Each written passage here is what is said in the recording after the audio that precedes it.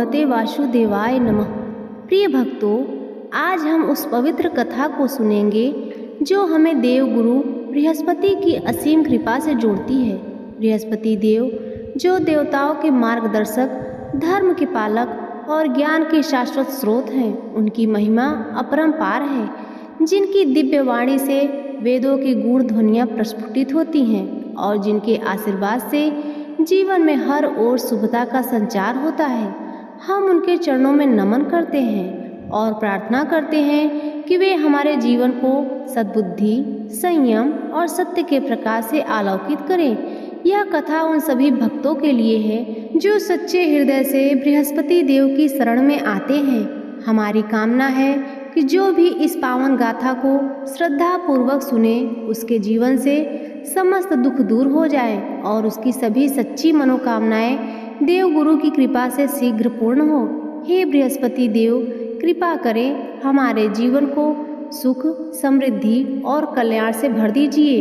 इसलिए प्रिय भक्तों, आपसे अनुरोध है कि इस कथा को अंत तक ध्यान पूर्वक सुनें और अपने जीवन में देव गुरु बृहस्पति की दिव्य कृपा प्राप्त करें। तो प्रेम से बोलिए, विघ्नहर्ता भगवान गणेश की जय, देव गुरु बृहस्पति की जय। प्राचीन समय की बात है। भारतवर्ष में एक राजा राज्य करता था। वह बड़ा प्रतापी और दानी था। वह नित्य प्रति मंदिर में भगवान के दर्शन करने जाता था।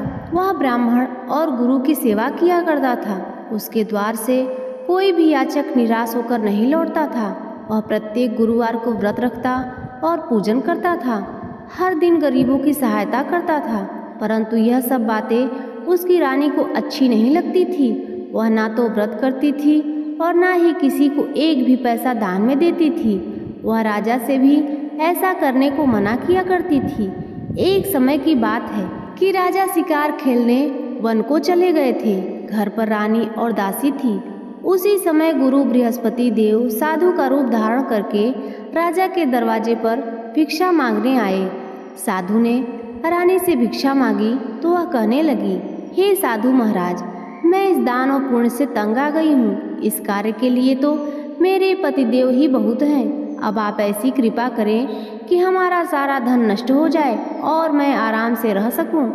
साधु रूपी बृहस्पति देव ने कहा, हे देवी, तुम तो बड़ी विचित्र हो। संतान और धन से तो कोई दुखी नहीं होता, इसको तो सभी चाहते हैं। पापी भी पुत्र और धन की इच्छा करता है।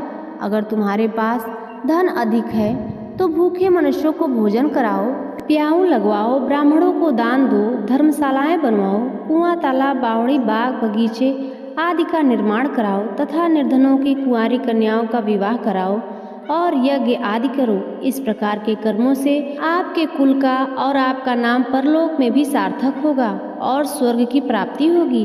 किंतु रानी ने साधु की इन बातों से खुश नहीं हुई।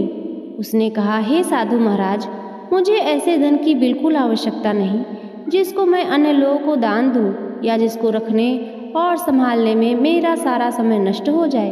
तब साधु ने कहा, हे देवी, अगर तुम्हारी ऐसी ही इच्छा है तो जैसा तुम्हें बताता हूँ तुम वैसा ही करना। बृहस्पतिवार के दिन घर को गोबर से लीपना, अपने केसों को पीली मिट्टी से धोना, राजा से कहना वह दाढ़ी कटवाए, भोजन में मांस मदिरा खाना, कपड़े धोबी के यहाँ धुलने देना। इस प्रकार 7 बृहस्पतिवार करने से तुम्हारा सब धन नष्ट हो जाएगा। ऐसा कहकर साधु महाराज रूपी बृहस्पति देव अंतर्ध्यान हो गए। रानी ने साधु के कहे अनुसार 7 बृहस्पतिवार तक वैसा ही करने का विचार किया। साधु के बताए के अनुसार कार्य करते हुए केवल 3 बृहस्पतिवार ही बीते थे कि उसकी समस्त धन संपत्ति नष्ट हो गई। भोजन के लिए दोनों समय परिवार तरसने लगा तथा सांसारिक भोगों से दुखी रहने लगा। तब राजा रानी से कहने लगा, हे रानी, तुम यहाँ पर रहो, मैं दूसरे देश को जाता हूँ, क्योंकि यहाँ पर मुझे सभी मनुष्य जानते हैं, इसलिए मैं यहाँ कोई काम नहीं कर सकता। मैं परदेश जा रहा हूँ, वहाँ कोई काम धंधा करूँगा, शायद हमारे भाग्य बदल जाए। ऐसा कहकर राजा परदेश चला गया। वह वहाँ से जंगल से लकड़ी काट कर लाता और शहर में बेचता। इस तरह जीवन व्यतीत करने लगा।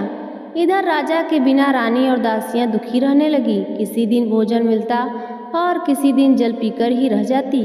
एक बार रानी और दासी को 7 दिन तक बिना भोजन के ही रहना पड़ा। तो रानी ने अपनी दासी से कहा, हे दासी, यहाँ पास ही के नगर में मेरी बहन रहती है, वह बड़ी धनवान है। तू उसके पास जा और वहाँ से 5 सेर बेझड़ जौ मांगकर ले आ, जिससे कुछ समय के लिए गुजर हो जाएगा। दासी रानी की बहन के पास गई। रानी की बहन उस समय पूजा कर रही थी। दासी ने रानी की बहन से कहा, हे रानी, मुझे आपकी बहन ने भेजा है, मुझे 5 सेर बेझड़ दे दो। दासी ने यह बात अनेक बार कही, परंतु रानी की बहन ने कोई उत्तर नहीं दिया, क्योंकि उस समय वह बृहस्पतिवार की कथा सुन रही थी। जब दासी को रानी की बहन से कोई उत्तर नहीं मिला तो वह बहुत दुखी हुई, उसे क्रोध भी आया। वह लौटकर रानी से बोली, हे रानी, आपकी बहन तो बहुत ही घमंडी है, वह तो छोटे लोगों से बात भी नहीं करती। मैंने उससे बहुत बार कहा, लेकिन उसने कोई उत्तर नहीं दिया। मैं वापस चली आई। रानी बोली, हे दासी, इसमें उसका कोई दोष नहीं है। जब बुरे दिन आते हैं तब कोई सहारा नहीं देता। अच्छे बुरे का पता तो विपत्ति में ही लगता है। अब तो जो ईश्वर की इच्छा होगी वही होगा।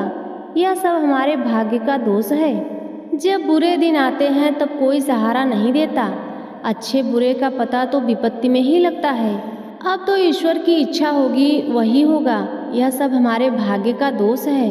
उधर रानी की बहन ने सोचा कि मेरी बहन की दासी आई थी, परंतु मैं उससे कुछ नहीं बोली, इससे वह बहुत दुखी हुई होगी।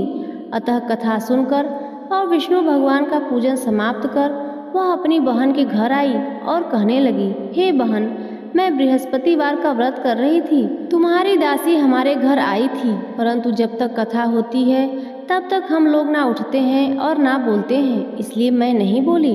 कहो दासी क्यों गई थी? रानी बोली, बहन, हमारे घर अनाज नहीं था। वैसे तुमसे कोई बात छिपी नहीं है, इस कारण मैंने दासी को तुम्हारे पास 5 सेर बेझड़ के लिए भेजा था। रानी की बहन बोली, बहन, देखो, बृहस्पति भगवान सबकी मनोकामनाएं पूर्ण करते हैं। देखो, शायद तुम्हारे घर में भी अनाज रखा हो। यह सुनकर दासी घर के अंदर गई तो वहाँ उसे एक घड़ा बेझड़ का मिल गया। उसे बड़ी हैरानी हुई, क्योंकि उसने एक एक बर्तन देख लिया था।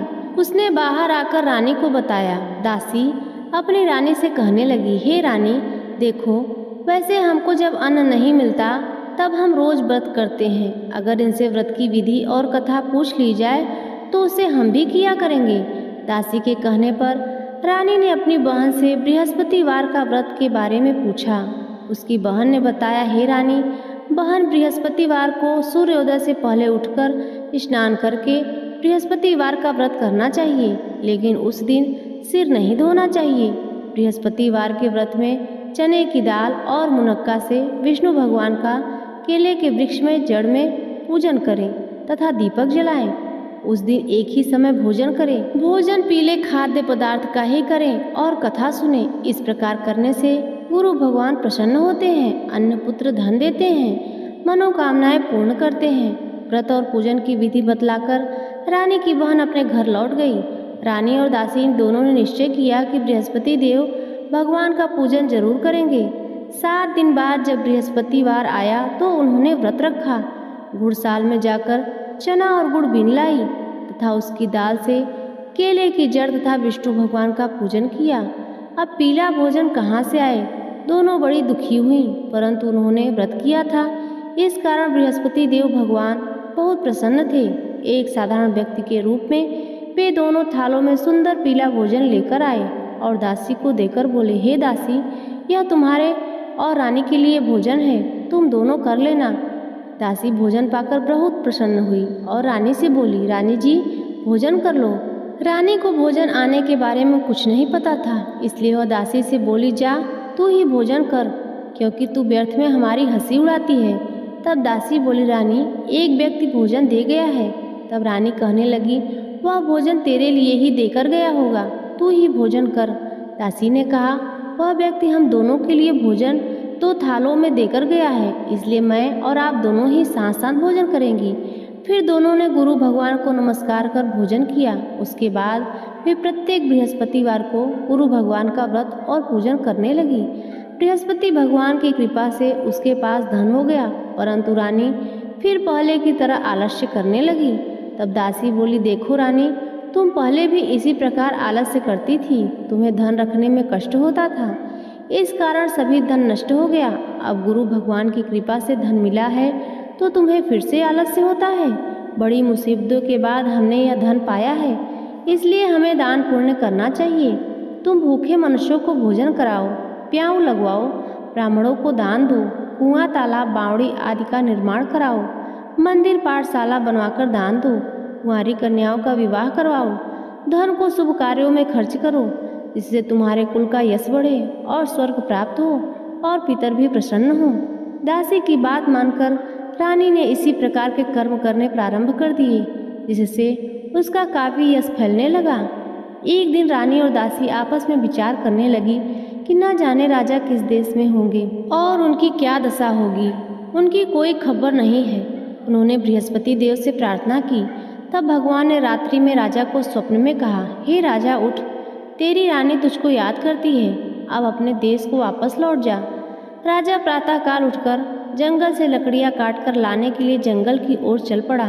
जंगल से गुजरते हुए वह सोचने लगा, रानी की गलती से उसे कितने दुख भोगने पड़े। राजपाट छोड़कर उसे जंगल में आकर रहना पड़ा। जंगल से लकड़ियां काटकर उन्हें बेचकर गुजारा करना पड़ रहा है।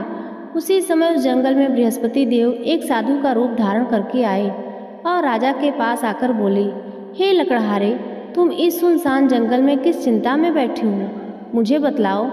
यह सुनकर राजा की आंखों में आंसू भर आए और साधु की वंदना करते हुए बोले, हे प्रभु, आप सब कुछ जानने वाले हैं। ऐसा कहकर राजा ने साधु को अपनी संपूर्ण कथा सुना दी।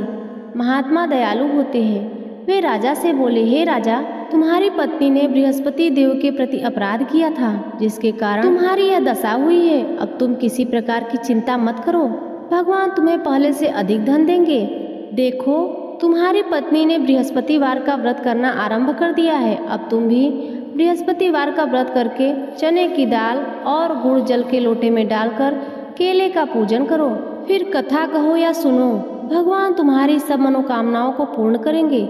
साधु को प्रसन्न देकर राजा बोला, हे प्रभु, मुझे लकड़ी बेचकर इतना पैसा नहीं मिलता जिससे भोजन करने के उपरांत कुछ बचा सकूं, और मैंने रात्रि में अपनी रानी को व्याकुल देखा। मेरे पास कोई साधन नहीं जिससे समाचार जान सकूं। फिर मैं बृहस्पति देव की क्या कहानी कहूँ, मुझे तो कुछ भी नहीं मालूम। साधु ने कहा, हे राजा, तुम किसी बात की चिंता मत करो। बृहस्पतिवार के दिन तुम रोजाना की तरह लकड़ियां लेकर शहर में जाओ। तुम्हें रोज से 2 गुना धन प्राप्त होगा, जिससे तुम भली भांति भोजन कर लोगे और बृहस्पति देव की पूजा का सामान भी आ जाएगा। और बृहस्पतिवार की कथा इस प्रकार है। प्राचीन काल में एक बहुत ही निर्धन ब्राह्मण था। उसकी कोई संतान नहीं थी। वह नित्य पूजा पाठ करता, परंतु उसकी पत्नी बहुत मलिनता के साथ रहती थी। वह ना तो स्नान करती और ना किसी देवता का पूजन करती थी। प्रातः काल उठते ही सबसे पहले भोजन करती, बाद में कोई अन्य कार्य करती। ब्राह्मण देवता बहुत दुखी रहते थे। पत्नी को बहुत समझाते, किंतु कोई परिणाम नहीं निकला। भगवान की कृपा से ब्राह्मण की पत्नी ने कन्या उत्पन्न हुई। वह कन्या अपने पिता के घर में बड़ी होने लगी। वह बालिका प्रातः काल स्नान करके भगवान विष्णु का जाप करती थी। वह बचपन से ही बृहस्पतिवार का व्रत भी करने लगी थी। पूजा पाठ समाप्त कर स्कूल जाती तो अपनी मुट्ठी में जौ भरकर ले जाती और पाठशाला जाने के मार्ग में डालती जाती। वही जौ सोने के हो जाते तो लौटते समय उनको बीनकर घर ले आती। एक दिन वह बालिका सूप में उन जौ को फटक कर साफ कर रही थी। तभी उसकी माँ ने देख लिया और कहने लगी, हे बेटी, सोने के जौ को फटकने के लिए सोने का सूप भी होना चाहिए। दूसरे दिन गुरुवार था। उस कन्या ने व्रत रखा और बृहस्पति देव से प्रार्थना करते हुए कहा, हे प्रभु, यदि मैंने सच्चे मन से आपकी पूजा की हो तो मुझे सोने का सूप दे दो। बृहस्पति देव ने उसकी प्रार्थना स्वीकार कर ली। रोजाना की तरह वह कन्या जौ फैलाती हुई पाठशाला चली गई। पाठशाला से लौटकर जब वह जौ बीन रही थी तो बृहस्पति देव की कृपा से उसे सोने का सूप मिला। उसे वह घर ले आई और उससे जौ साफ करने लगी, परंतु उसकी माँ का वही ढंग रहा। एक दिन की बात है, वह कन्या सोने के सूप में जौ साफ कर रही थी। उस समय उस नगर का राजकुमार वहां से होकर निकला। इस कन्या के रूप और सोने के सूप में जौ को साफ करते देखकर वह उस कन्या पर मोहित हो गया। राजमहल आकर वह भोजन तथा जल त्याग कर उदास होकर लेट गया। राजा को जब राजकुमार द्वारा अन्न जल त्यागने का समाचार मिला तो अपने मंत्रियों के साथ वह अपने पुत्र के पास गए और बोले, हे बेटा, तुम्हें किस बात का कष्ट है? किसी ने अपमान किया है अथवा कोई कारण है? मुझे बताओ, मैं वही करूँगा जिससे तुम्हें प्रसन्नता हो। तब राजकुमार ने अपने पिता की बातें सुनी और बोला, मुझे आपकी कृपा से किसी बात का दुख नहीं है। किसी ने मेरा अपमान नहीं किया है, परंतु मैं उस लड़की के साथ विवाह करना चाहता हूँ जो सोने के सूप में जो साफ कर रही थी। यह सुनकर राजा आश्चर्य में पड़ गया और बोला, हे बेटा, इस तरह की कन्या का पता तुम ही लगाओ। मैं उसके साथ तुम्हारा विवाह अवश्य ही करवा दूंगा। राजकुमार ने राजा को उस लड़की के घर का पता बतलाया। मंत्री उस लड़की के घर गया और राजा का आदेश पाकर ब्राह्मण को सुनाया। कुछ ही दिन बाद ब्राह्मण की कन्या का विवाह राजकुमार के साथ संपन्न हो गया। कन्या के घर से जाते ही उस ब्राह्मण देवता के घर से पहले की तरह गरीबी का वास हो गया। अब भोजन के लिए भी अन्न बड़ी मुश्किल से मिलता था। एक दिन दुखी होकर ब्राह्मण अपनी पुत्री से मिलने गया। बेटी ने पिता की दुखी अवस्था को देखा और अपनी माँ का समाचार पूछा। ब्राह्मण देवता ने सभी हाल कह सुनाया। तब कन्या ने बहुत सारा धन देकर अपने पिता को विदा कर दिया। इस तरह ब्राह्मण का कुछ समय सुखपूर्वक बीता, लेकिन कुछ दिन बाद फिर वही हाल हो गया। ब्राह्मण फिर अपनी कन्या के यहाँ गया और सभी हाल कहा तो पुत्री कहने लगी, हे पिताजी, अब माताजी को यहाँ लिवा लाओ। मैं उन्हें वह विधि बतला दूंगी जिससे गरीबी दूर हो जाए। अब ब्राह्मण देवता अपनी पत्नी को साथ लेकर अपनी पुत्री के राजमहल में पहुँचे तो पुत्री अपनी माँ को समझाने लगी, हे माँ, तुम प्रातः काल उठकर प्रथम स्नान आदि करके विष्णु भगवान का पूजन करो तो सब दरिद्रता दूर हो जाएगी। परंतु उसकी माँ ने उसकी एक बात नहीं मानी। वह प्रातः काल उठकर अपनी पुत्री का बचा जूठन खा लेती थी। एक दिन उसकी पुत्री को बहुत गुस्सा आया। उसने एक रात को सारा सामान निकाल दिया और उसमें अपनी माँ को बंद कर दिया। प्रातः उसमें से निकाला और स्नान आदि करा के पूजा पाठ कराया तो उसकी माँ की बुद्धि ठीक हो गई। इसके बाद वह नियम से पूजा पाठ करती और प्रत्येक बृहस्पतिवार को व्रत करने लगी।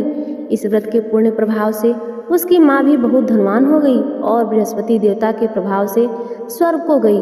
वह ब्राह्मण भी सुखपूर्वक इस लोक का सुख भोग कर स्वर्ग को प्राप्त हुए। इस तरह कथा कहकर साधु महाराज वहाँ से लोप हो गए। धीरे धीरे समय बीतने पर फिर बृहस्पतिवार का दिन आया। राजा जंगल से लकड़ी काटकर किसी तरह शहर में बेचने गए। उसे उस दिन और दिन से अधिक धन मिला। राजा ने चना गुड़ आदि लाकर बृहस्पतिवार का व्रत किया। उस दिन से उसके सभी क्लेश दूर हो गए। परंतु जब अगला गुरुवार का दिन आया तो बृहस्पतिवार का व्रत करना भूल गया। इस कारण बृहस्पति भगवान नाराज हो गए। उस दिन उस नगर के राजा ने विशाल यज्ञ का आयोजन किया तथा अपने समस्त राज्य में घोषणा करवा दी कि कोई भी मनुष्य अपने घर में भोजन ना बनाए और आग भी ना जलाए।